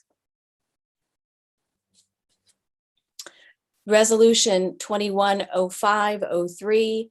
Now therefore be it resolved that the National Council for the Social Studies express its profound thanks and appreciation to Wood Powell and the Transatlantic Outreach Program for their commitment to the First Timers Scholarship Fund and service, dedication, and value to all in the social studies community, and especially the NCSS membership. Resolution 210504. Now therefore be it resolved that the National Council for the Social Studies express in its profound thanks and appreciation to the American Bar Association, Division for Public Education, their National Law Related Education Conference, for their service and value to all in the social studies community, and especially the NCSS membership. Resolution 210505. Now therefore be it resolved that the National Council for the Social Studies express its profound thanks and appreciation to Larry Pasca, David Baylor, Tim Daly, Joy Lindsay, Michael Simpson, and all the NCSS staff for their service, dedication, and value to all in the social studies community, and especially the NCSS membership.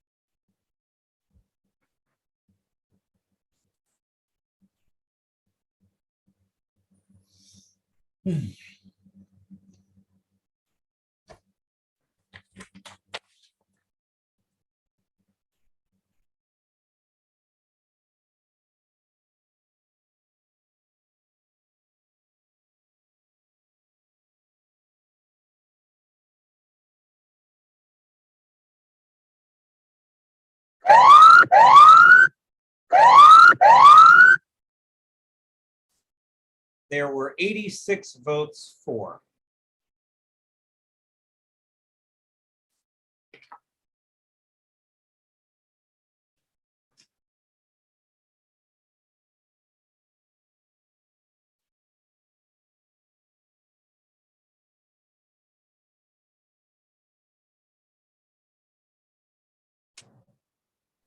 Melissa, you have one more thing to say, please. I'm sorry, I don't have a script.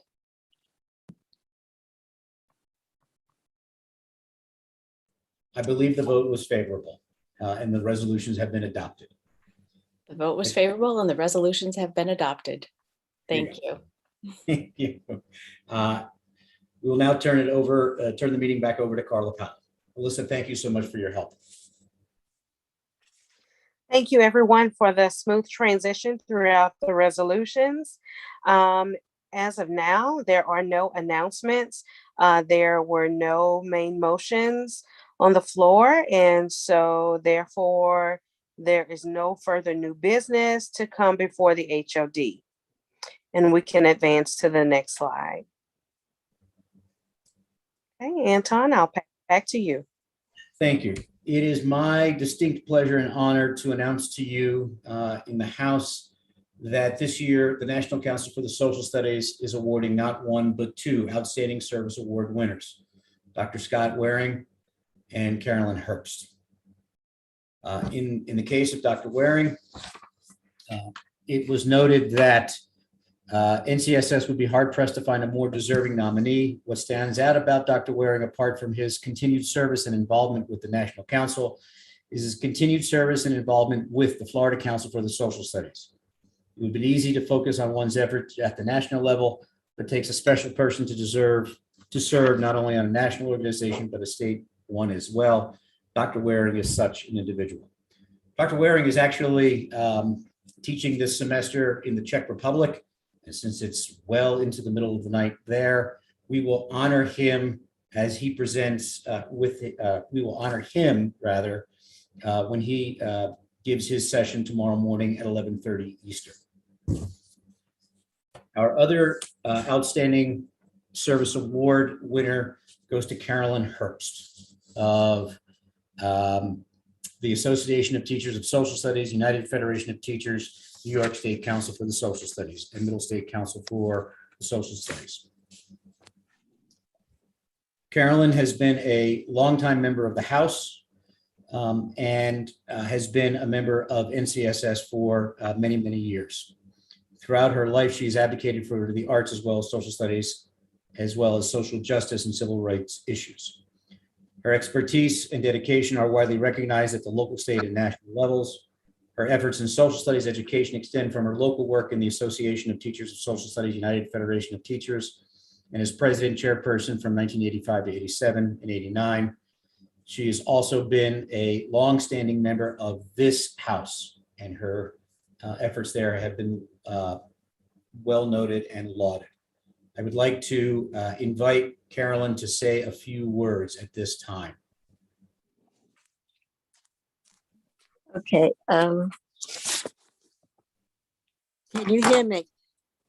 Yes, we can. Okay. I'm glad you put up the picture because I only have two hands and I would need three to do this. Thank you, thank you, thank you. My work as a social studies educator and with the Social Studies Professional Associations has always been a labor of love. This includes the National Council for the Social Studies, the Middle States Council for the Social Studies, the New York State Council for the Social Studies, and the Association of Teachers of Social Studies, United Federation of Teachers, New York City, my local council. You have allowed me to stretch my brain and stretch my creative side. You have increased my breadth of understanding of what social studies is and what social studies educators do. I do not feel I ever actually worked a day in my life because of the joy I found in this field. Thank you to my students and their feedback. Thank you to my supervisors who became my mentors. Thank you to my colleagues from my various schools for 37 and a half years and in the professional associations for 50 plus years. Thank you for our journey together at conference planning, publication writing, resolutions writing, exhibitor showcasing, workshop presenting, event creating, curriculum writing, textbook and TV consulting, and restaurant dining, and even dancing, as well as performing the nitty-gritty tasks needed for all of the above to run smoothly. Thank you to NCSS President Anton Schulze, to Executive Director Larry Pasca, the NCSS Board of Directors, and the unknown and known people such as Robert Dykhoff, who must have had been working behind the scenes to present this award to me. And thank you to my husband, Bernard Cohn, who passed away 17 and a half years ago, my soulmate and companion in social studies endeavors during the 22 years we spent together. Thank you again, and do enjoy the rest of this wonderful virtual conference. Carolyn, thank you so much. Congratulations. Thank you.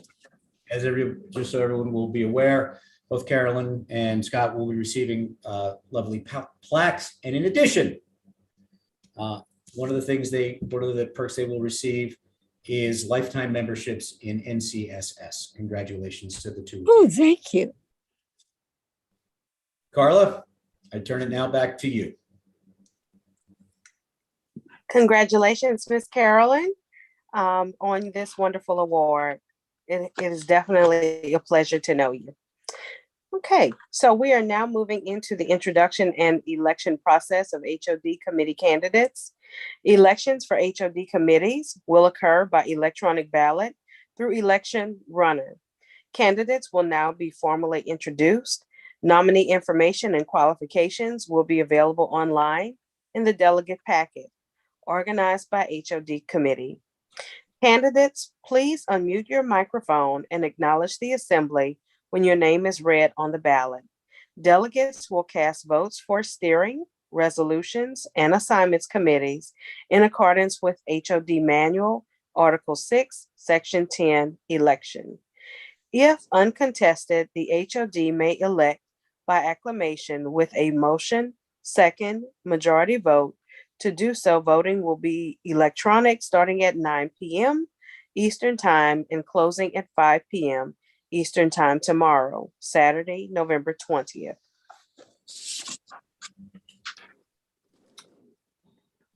Steering committee candidates. We currently do not have any steering committee candidates due to ineligibility issues. And so if you are interested in running for steering committee, please reach out. I'm assuming after the assembly, as well as if you are having questions about your eligibility, then, okay, I hear that this slide is not correct. Okay, give us just a moment.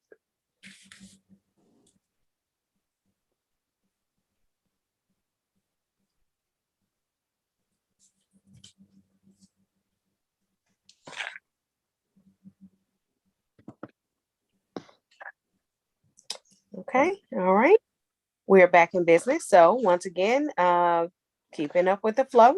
So the steering committee nominations include Leanne Cassidy of the Connecticut Council for Social Studies, Eric Olander of the New York State Council, and Chad Taylor of the Texas Council.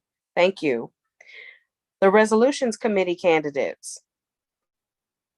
The resolutions committee candidates include Ben Wellenreiter of Illinois Council, and there is still an open position for one more member of the resolutions committee. Okay. All right. Assignments committee candidates include Erin Elling of Michigan, of the Michigan Council, and Vernalisa Prenup of NSSA.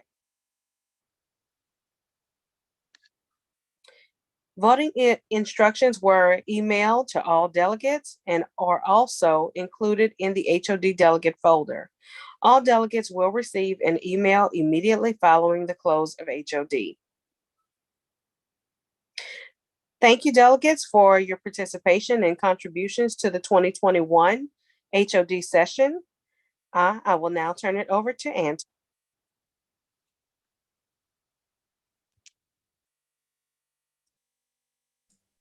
Thank you, Carla. Thank you, members of the steering committee and of the resolutions committee and the assignments committee for all the work you've done.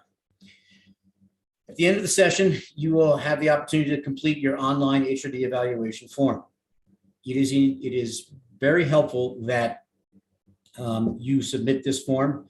Feedback is extremely beneficial in helping the steering committee improve the experience of HOD delegates. Completion of the evaluation forms is online.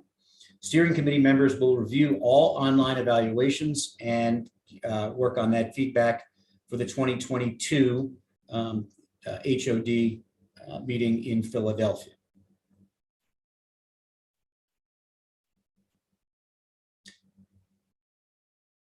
There being no further business before the HOD, this assembly is adjourned. Excuse me, President, there is a couple of announcements before you all leave. Just a couple of announcements. Okay, just wanted to remind everyone that delegates will get personal voting links via your email, as well as we do need another resolutions nominee for HOD. So if you are interested, please submit your form at your earliest convenience. Thank you. And with that, the meeting is adjourned.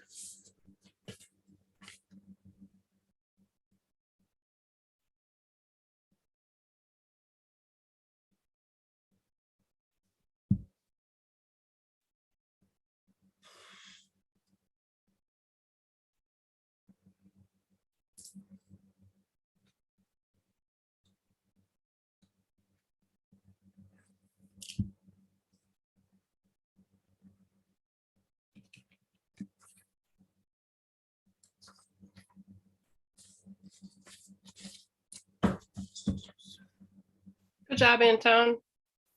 Thank you. I don't know I think if it was like record time on resolutions. I was going to ask if we set a record for one of the shortest HODs around, but yeah, I'll keep my fingers crossed. I think we must have, because that was quick. I think there was only one that went past 5 minutes, I think. Yeah. Yeah. And there were no nays. That's the fight. Like normally it's yay, nay, yay, nay. There were no nays at all. Some actual debate, but no, not this time. Nope. And we went with the flow, y'all. We went with it. You guys did great. I think the resolutions were well written, which helps. Yeah. One question, and this is Melissa still here? No, but she did ask, she can't run for resolutions again, can she? Okay, you all, we may need to continue this conversation in a little bit. Okay.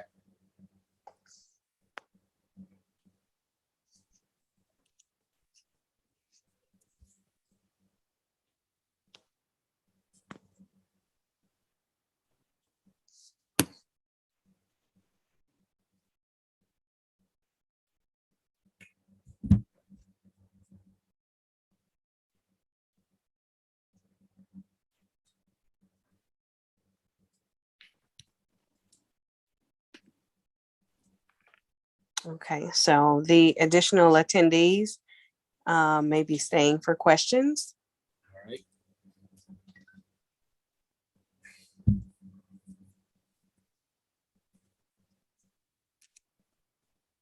Will they have the ability to unmute themselves at this point?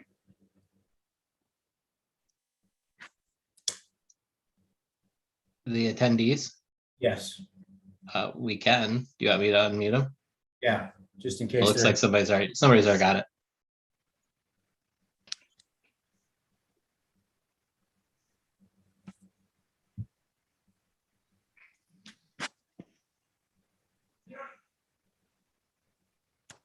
Are there any questions from any of the attendees who are still here? Glenn, Joan, LaChina, or Scott? Anton, this is Glenn.